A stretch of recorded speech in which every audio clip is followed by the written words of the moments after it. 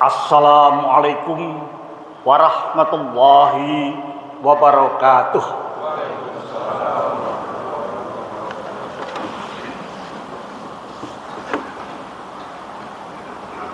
Allahu Akbar, Allahu Akbar,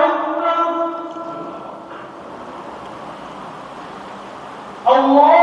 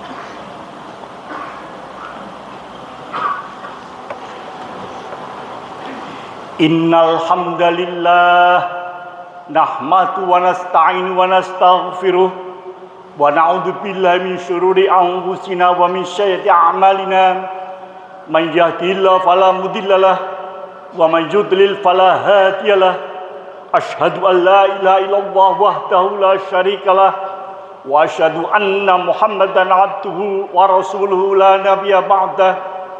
Wassalatu wassalamu ala nabiyyina Muhammad wa ala alihi wa sahbihi wa min sunnati ajma'in. Fa ya ibadallah ittaqullah Ittaqullaha haqqa tuqatih wa la tamutunna illa wa antum muslimun. Jamaah kaum muslimin yang dirahmati Allah, puja dan puji syukur senantiasa kita ucapkan kehadiratnya atas segala apapun yang kita terima. Menjadi wajib bagi kita untuk senantiasa menunjukkan rasa syukur pada Allah, karena kita yakin dan tahu semakin kita bersyukur, Allah akan menambahkan kenikmatan kepada kita bersama. Jamaah Jumat yang dirahmati Allah, hari ini 17 Syawal 1445 Hijriah, kita bisa menghitung tanggal dengan tepat dan kita bisa merencanakan berbagai kegiatan dengan baik pula, sebagaimana tadi disampaikan rencana kegiatan Idul Kurban pada bulan Juni nanti. Demikian pula rencana kegiatan jamaah haji yang akan segera berangkat ke Tanah Suci, telah dilakukan berbagai kegiatan persiapan berupa manasik haji. Itulah adalah upaya manusia menyiapkan kegiatan-kegiatan dengan sebaik-baiknya berupa kegiatan-kegiatan yang sudah terjadwal dengan baik. Tetapi Allah Subhanahu wa Ta'ala mempunyai rencana kegiatan-kegiatan yang kadang manusia tidak mengerti, yaitu kegiatan-kegiatan bisa saja berupa bencana atau musibah. Ilmu pengetahuan sampai sekarang hanya baru tahu wilayah-wilayah tertentu mempunyai potensi ancaman bencana tertentu. Tapi kapan itu terjadi, tidak mudah ilmu pengetahuan untuk bisa mengetahui dengan tepat. Sebuah kisah yang sangat menarik terjadi satu abad yang lampau, tepatnya 20 Mei 1919. Di siang hari, tiba-tiba langit di kota Jogja menjadi gelap. Masyarakat kebingungan apa yang sedang terjadi. Matahari membulat merah, sebagian masyarakat ketakutan. Beruntunglah saat itu di Kauman ada seorang pemuda bernama Suja, yang kemudian beliau meyakini ini bukan kiamat. Beliau lari ke kantor polisi Opas waktu itu di utara Kauman, menanyakan apa yang sedang terjadi, dan mendapatkan penjelasan dari polisi. Gunung Kelut meletus, abunya sampai kota Jogja. Yai Suja berpikir, kalau kota Jogja yang jaraknya cukup jauh dari Gunung Kelut, sekitar 200 km saja menjadi gelap, apakah yang terjadi di seputaran Gunung Kelut pasti lebih dahsyat. Seorang peneliti Belanda membuat catatan 5.690 jiwa tewas ketika Gunung Kelut meletus, menunjukkan kemahakuasaan Allah. Tetapi pemuda juga berpikir cerdas. Beliau menyampaikan laporan kepada gurunya Kiai Dahlan. Kiai Dahlan, kami mohon izin untuk berangkat ke Jawa Timur. Untuk apa? Menolong masyarakat yang mendapatkan musibah. Kiai Dahlan bertanya, siapa yang kamu tolong? Siapapun yang membutuhkan pertolongan. Maka berangkatlah Kiai Suja bersama teman-temannya yang dalam sejarah dikenal dengan Laskar Kiai Suja menuju Jawa Timur, membawa perbekalan. Tetapi tidak lama kemudian Kiai Suja juga pulang kembali dan melaporkan kepada Kiai Dahlan, Kiai, tidak mudah menolong sedemikian banyak orang jika hanya dilakukan perorangan. Maka saat itulah kemudian Muhammadiyah membuat instruksi pengumpulan logistik, pengumpulan sembako untuk membantu saudara-saudara di Jawa Timur. Tetapi sayangnya pemerintah Hindia Belanda tidak mengizinkan membawa logistik itu ke Jawa Timur, dikarenakan Jogja juga membutuhkan.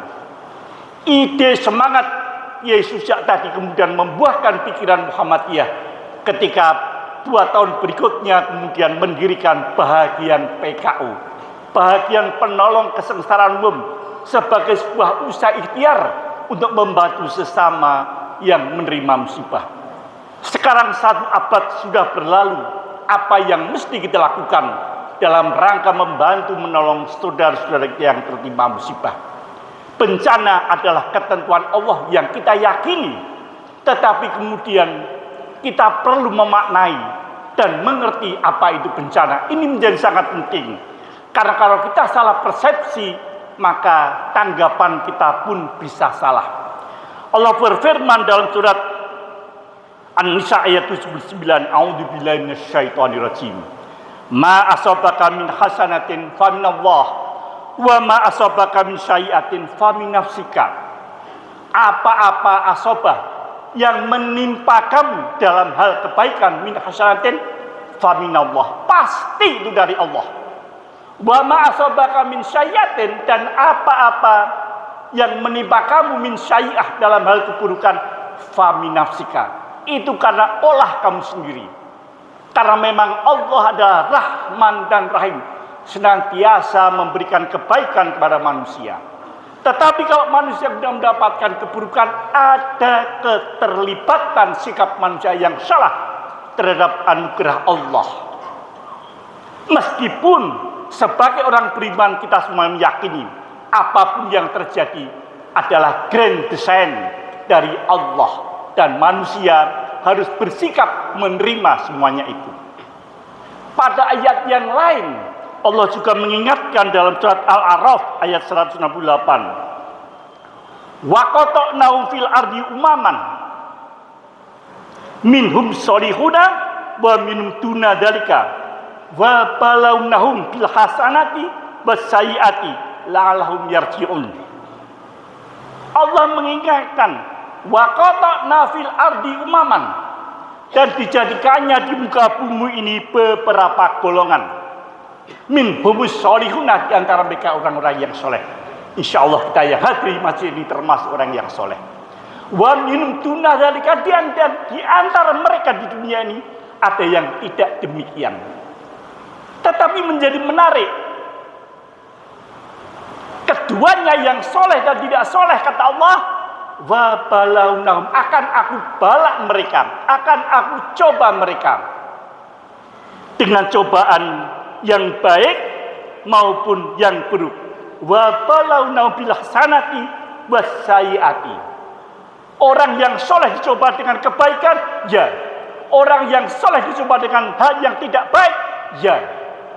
Demikian pula orang yang tidak soleh bisa mendapatkan kebaikan dicoba Allah, dan yang tidak soleh juga bisa mendapatkan keburukan. Manusia yang paling soleh di dunia Rasulullah SAW, betapa banyak cobaan yang diberikan beliau, sehingga pada perang Uhud beliau juga berdarah-darah. Ini untuk menunjukkan bahwa siapapun dunia, soleh maupun tidak, mendapatkan cobaan dari Allah. Pada tanggal 26 Desember 2004 Allah memberikan cobaan pada saudara-saudara kita di Aceh berupa gempa dan tsunami yang menewaskan lebih dari 200.000 orang. Tanah Aceh Serambi Mekah mendapatkan cobaan yang demikian dahsyatnya. Pada tahun 2009 pun kota Padang, kota yang dicintai, kota yang penduduknya sebagian besar terkenal dengan militansi muslimnya, dicoba Allah juga dengan gempa bumi. Untuk menunjukkan cobaan bisa datang, agar orang yang jangan mengaku dirinya soleh dan merasa tidak pernah mendapatkan cobaan dari Allah. Inilah bala atau yang kita artikan cobaan adalah ujian dari Allah. Menarik ayat di belakangnya, la'allahum yarji'un, agar mereka kembali. Orang soleh menerima cobaan dari Allah meskipun itu kebaikan, pastinya dia akan bersyukur kepada Allah. Ketika orang soleh mendapatkan cobaan yang buruk, dia akan sabar dan tawakal. Sabar dan tawakalnya akan menjadikan dia la'allahum yarji'un, akan menjadikan dia kembali kepada apa? Kembali kepada nilai-nilai fitrah kesuciannya.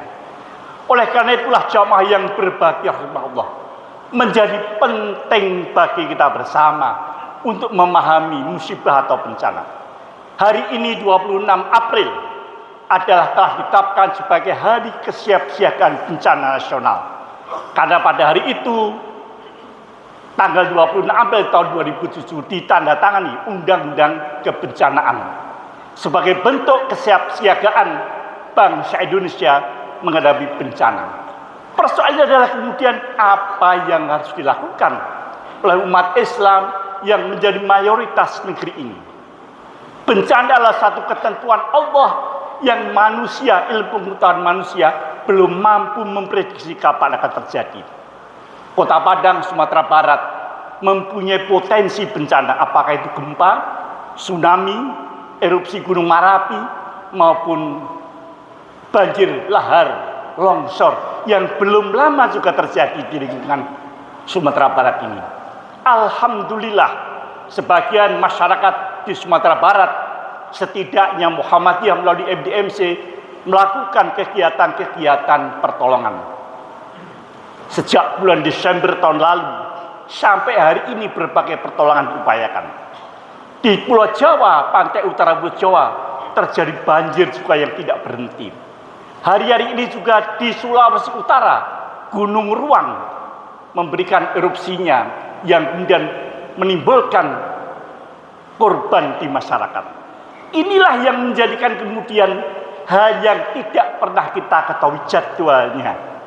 Tetapi menjadi penting bagi kita adalah mempersiapkan diri kita agar kita tangguh menghadapi bencana sebagai cobaan dari Allah Subhanahu wa ta'ala, yang pasti ada nilai-nilai kebaikan dalam setiap kejadian. Buya Syafi'i Ma'arif Allahumma yarahmu, ketika bencana Jogja 2006 yang menewaskan 6.000 jiwa, beliau mengatakan langsung pada saya waktu saya ditunjuk untuk memimpin posko penanggulangan bencana, Bung Budi, yakini bahwasanya Allah memberikan bencana pasti ada hikmah di balik musibah. Kata-kata beliau kami kutip, kami muat dalam satu halaman penuh koran untuk menunjukkan sikap bangkitnya masyarakat Jogja, karena kita yakin Allah pasti memberikan solusi kepada warganya, kepada umatnya yang taat kepadanya melakukan ikhtiar. Ini menjadi sesuatu yang menarik. Oleh karena kesiapsiagaan bukannya tanpa pelajaran di dalam agama Islam. Kita mengenal seorang Rasul Yusuf alaihissalam, makhluk Allah, utusan Allah yang diberi mukjizat mampu menakwilkan mimpi. Tetapi ternyata tidak itu saja maksud saya. Ketika raja bermimpi yang kita kenal, raja bermimpi ada 7 bulir gandum yang penuh, ada 7 bulir gandum yang kosong, ada 7 sapi yang gemuk, dan ada 7 sapi yang kurus yang memakan sapi yang gemuk tadi. Para pejabat, para punggawa tidak ada yang mengerti makna mimpi itu. Tetapi orang jadi ingat seorang yang sedang dipenjara. Nabiullah Yusuf alaihissalam adalah orang yang mendapatkan mukjizat Allah, mampu menakwilkan mimpi. Maka disampaikanlah mimpi itu pada Nabi Yusuf, dan Nabi Yusuf kemudian memberikan satu sinyal yang merupakan isyarat pentingnya kesiapsiagaan menghadapi segala sesuatu. Di dalam surat Yusuf ayat 47 Allah berfirman, qala tadarru'u syab'an, ya. Yusuf berkata supaya kamu menanam 7 tahun lamanya sebagaimana biasa. Fama hastum fadaruhu fi sumbulatin illa qalilam mimma takulun. Maka apa yang kamu tuai hendaklah kamu biarkan di bulirnya kecuali sedikit untuk kamu makan. Nabi Yusuf yang dianugerahi Allah mengerti akan terjadi 7 musim yang makmur, tanaman gandum penuh, disusul 7 musim yang kering kerontang. Dan kemudian Nabi Yusuf memberi solusi, tidak sekedar menakwilkan mimpi, tapi memberi solusi. Inilah kesiapsiagaan yang diajarkan oleh Al-Quran pada kita bersama. Ketika kita mengetahui ilmu mengetahui akan ada ancaman, maka kita harus siap siaga. Maka Nabi Yusuf mengatakan, hendaklah apa yang kamu tuai, kamu biarkan di bulirnya kecuali sedikit untuk kamu makan, agar pada saat paceklik nanti mempunyai cadangan logistik yang memadai. Inilah satu hal yang menjadi sangat menarik. Bahkan pada ayat 48 kemudian, tsumma ya'ti min ba'di dzalika, kemudian sudah itu akan datang 7 tahun yang amat sulit yang menghabiskan apa yang kamu simpan. Maka untuk menghadapinya kecuali sedikit gandum yang kamu simpan. Dan kita mengenal kisah kebijaksanaan Nabi Yusuf. Nabi Yusuf tidak hanya memberi solusi, Tetapi bahkan kemudian beliau mengatakan dalam Zat Yusuf ayat 55, qala aj'alni ala khazainil, ya, jadikanlah aku sebagai bendaharawan negara. Sesungguhnya aku adalah orang yang pandai menjaga lagi berpengetahuan. Menampilkan mimpi, memberi solusi, dan siap dirinya menjadi bagian dari kesiapsiagaan. Pelajaran menjadi sangat berharga bagi kita bersama. Bagaimana umat manusia yang dianugerahi ilmu pengetahuan, memang seperti daerah Sumatera Barat ancaman diketahui. Berbeda dengan daerah-daerah lain bentuk ancamannya. Tetapi kesiapsiagaan seperti yang diajarkan Nabi Yusuf alaihissalam dalam Al-Quran menjadikan inspirasi bagi kita.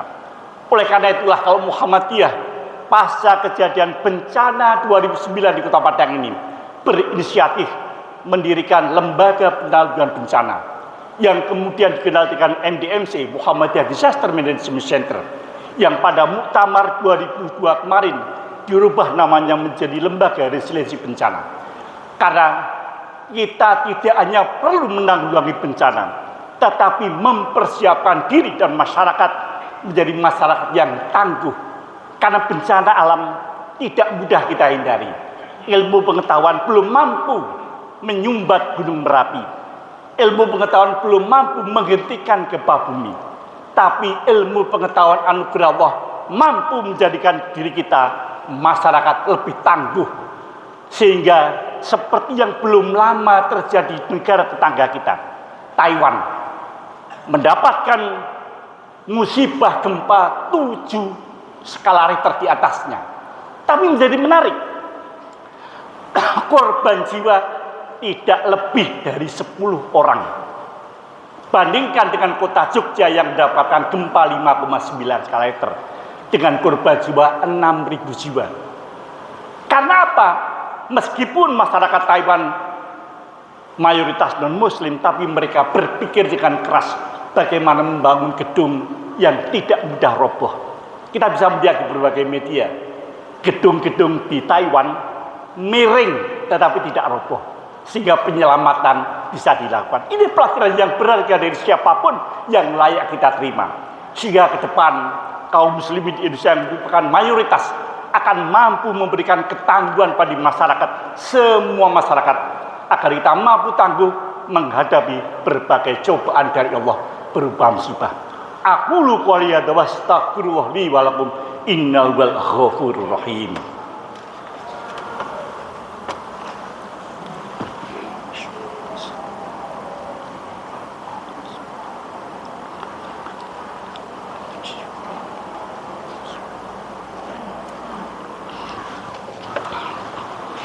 Alhamdulillahirabbil alamin alladzi arsala rasulahu bil huda wa dinil haqq liyudhhirahu 'ala dini kullih wa kafa billahi syahida. Asyhadu an la ilaha illallah wahdahu la syarikalah wa asyhadu anna Muhammadan abduhu wa rasuluhu la nabiyya ba'dah. Wassalatu wassalamu ala nabiyyina Muhammad wa ala alihi wa sahbihi min ajma'in. Fa ya ibadallah ittaqullaha haqqa tuqatih wala tamutunna illa wa antum muslimun. Catatan singkat di khutbah kedua, sebagaimana tadi kita sudah mengetahui jadwal kegiatan kita di depan, merupakan Idul Adha dan kegiatan jamaah haji saudara-saudara kita yang sebentar lagi berangkat ke tanah suci untuk menapaktilasi perjalanan manusia utama Nabi Ibrahim alaihissalam bersama keluarganya Ismail sebagai satu perilaku yang luar biasa. Memang tidak mudah memahami perintah Allah Ibrahim untuk menyembelih Ismail alaihissalam, tetapi itu adalah sebuah ketentuan yang dilaksanakan penuh ketawakulan kesabaran. Oleh karena itulah kita yang berada di tanah air layak juga mengikuti menapaktilasi perjalanan kedua manusia utama tadi dengan mempersiapkan diri untuk menyembelih hewan kurban sebagai bentuk ketaatan kita pada Allah yang manfaatnya akan dirasakan kepada masyarakat semuanya, adalah bentuk kesiapan ketangguhan bagi masyarakat kita. Catatan kecil ini semoga menambah semangat kita untuk mempersiapkan diri kedatangan hari raya Idul Adha. A'udzubillahi minasyaitonirrajim. Inna wa malaikatahu yusholluna 'alan nabi ya ayyuhalladzina amanu shollu 'alaihi wa sallimu taslima. Allahumma sholli 'ala Muhammad wa 'ala ali Muhammad kama sholaita 'ala Ibrahim wa ali Ibrahim fil alamin innaka Hamidum Majid. Birahmatika ya arhamar rahimin. Allahumma ighfir lil muslimina wal muslimat wal mu'minina wal mu'minat al ahya'i minhum wal amwat innaka sami'un qaribun mujibut tawat ya qadiyal hajat. Rabbana la tu'akhidna in nasina aw akhtana. Rabbana wa la tahmil alaina isran kama hamaltahu 'alal ladzina min qablina. Rabbana wa la tuhammilna ma la taqata lana bih. Wa'fu anna waghfir lana warhamna anta maulana fansurna 'alal qaumil kafirin. Rabbana hab lana min azwajina wa dzurriyyatina qurrata a'yun waj'alna lil muttaqina imama. Rabbana dzalamna anfusana wa illam taghfir lana wa tarhamna lanakunanna minal khasirin. Rabbana atina min ladunka rahmah wa hayyi lana min amrina rasyada. Rabbana atina fid dunya hasanah wa fil akhirati hasanah wa qina adzabannar. Subhana rabbika rabbil izzati amma yasifun wassalamun alal mursalin walhamdulillahi rabbil alamin. Wala dzikrullahi akbar.